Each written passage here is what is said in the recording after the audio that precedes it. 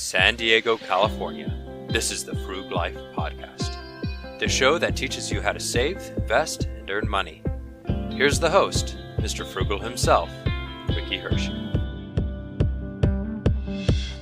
Welcome to the Frug Life. Today I want to talk about another book, and this book is titled The Illusion of Money. The central thesis to The Illusion of Money is that our pursuit of money and our belief in money as a source of security is ultimately why we are unable to obtain it. And what an interesting premise. It also is one that directly contradicts most of my teachings on this podcast, like the episode titled Money is Freedom, where I assert that having money gives you the ability to buy things and to do things, which I still assert is totally true. Now, the author does make a point that being able to do these things does not necessarily equate to happiness. The author gives many examples of famous and rich people who have money who are not content. The author quotes Jim Carrey as saying, "I think everybody should get rich and famous and do everything they ever dreamed of, so they can see it's not the answer." And I think this is such an interesting idea, and it does give you some food for thought, right? Because a lot of times I think we do think about what we would do with more money. I know I think about what I would do with more money,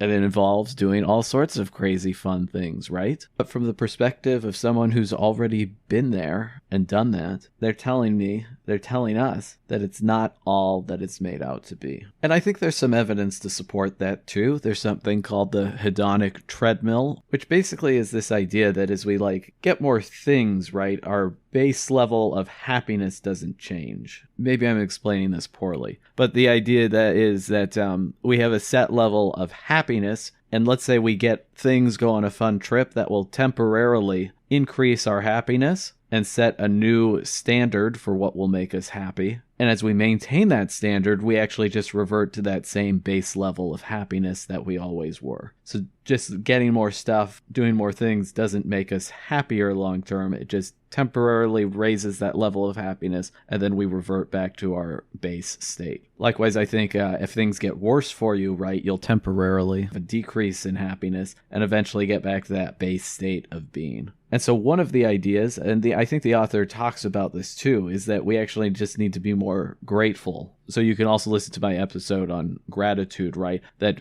pleasure seeking doesn't actually make you happier. Instead, you need to just be grateful and enjoy what you have now more. And that's the key to happiness. But back to money as a source of security. He gives an interesting example of, I think, was it Michael Jordan? Some famous basketball player. I'm not sure which specific example he gives. Not that it really matters. And says, imagine if they pursued a regular 9-to-5 job because they thought it would be more secure. And imagine all the wasted potential that they would have had just doing a regular job instead of being the best basketball player of all time. Again, I think this is a very interesting example, but one that I think is also a little bit misleading, right? Because there is only one Michael Jordan. There only was one Michael Jordan, right? I mean, and you aren't that person. And I guess he's kind of getting at this idea that you have the same unlocked potential as him, which you probably aren't going to make as much money in your lifetime as he did, right?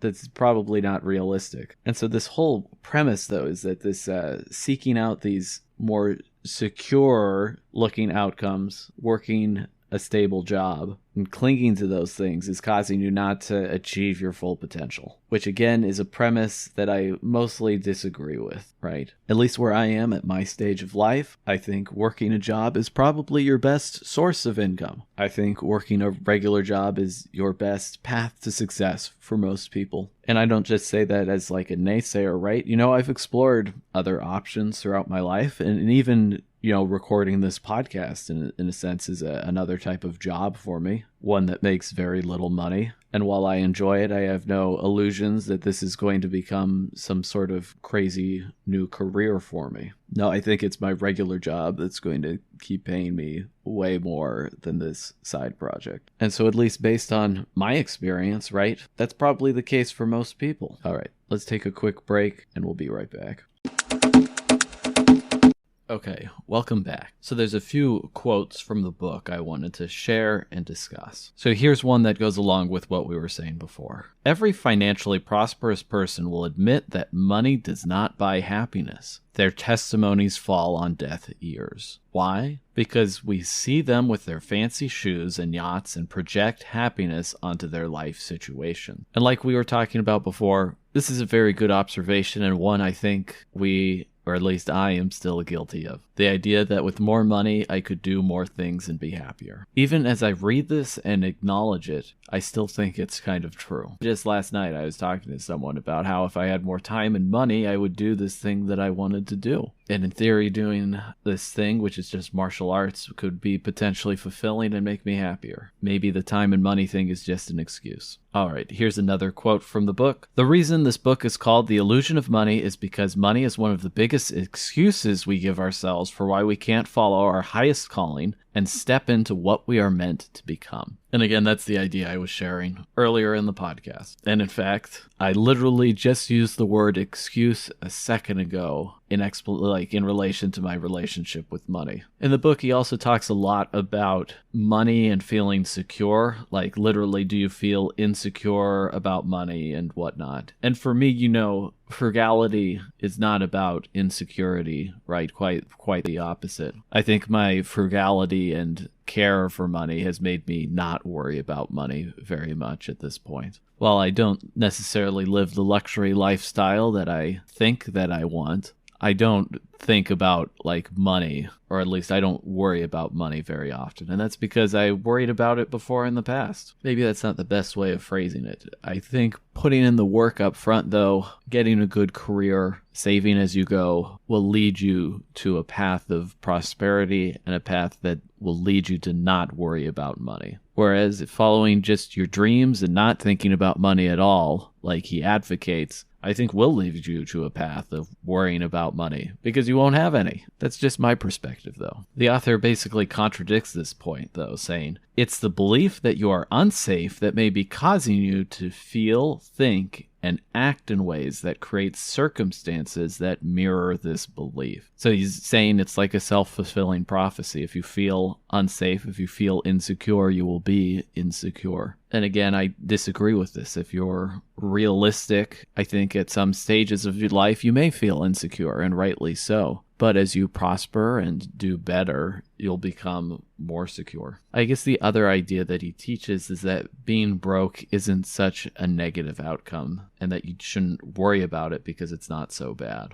Another central premise he teaches is that you have this untapped resource, your creativity. Specifically says it's like you have this infinite bank account in another dimension in the form of unlimited ideas and creativity. And all you have to do is transfer it into this dimension by bringing your creativity into the world. And I think it's definitely fulfilling to be creative. It's definitely rewarding in its own right. I don't think creativity is always financially rewarded, though. At least that's my own personal experience. So while being creative is good, it's great actually. It's great to be in line with what you're good at. Is it a career? Is it a job? Will it make you money? Will it make you financially secure? Maybe not. It depends.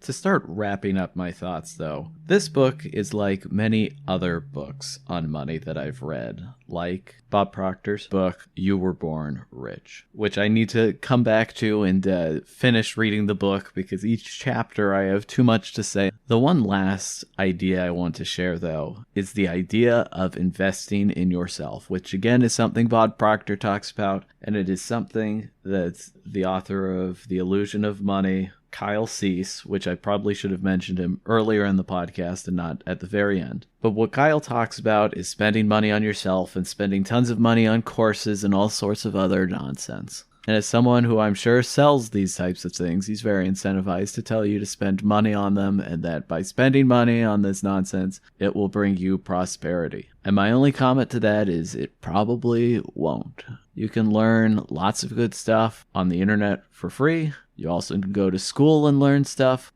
actually walk away with a degree from like an actual certified learning institution. So otherwise, your training will be worth as much as a degree from Trump University. Now, I'm not saying not to learn, and you can definitely learn outside of those other places. What I'm saying not to do is spend thousands of dollars learning from people, self-proclaimed experts, because that is probably a waste of money. All right, thanks for listening to this month's episode. I hope you enjoyed. Have a great month, and as always, stay frugal.